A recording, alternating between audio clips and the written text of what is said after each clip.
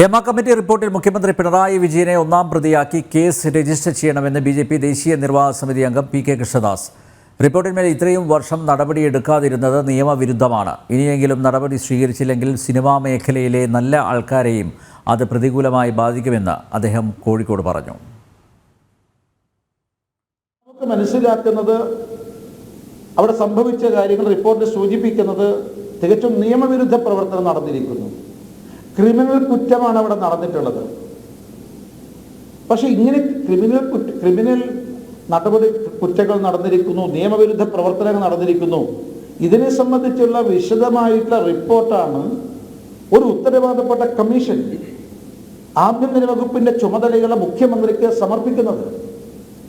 പക്ഷെ ഇത്രയും വർഷങ്ങളായിട്ടും ഈ റിപ്പോർട്ട് സമർപ്പിച്ച് ഇത്രയും വർഷങ്ങളായിട്ടും എന്തുകൊണ്ടാണ് മുഖ്യമന്ത്രി നടപടി എടുക്കാതെ പോയത്? നടപടി എടുക്കാതിരുന്ന മുഖ്യമന്ത്രിയുടെ നിലപാട് നിയമവിരുദ്ധമാണ്, ക്രിമിനൽ കുറ്റമാണ്.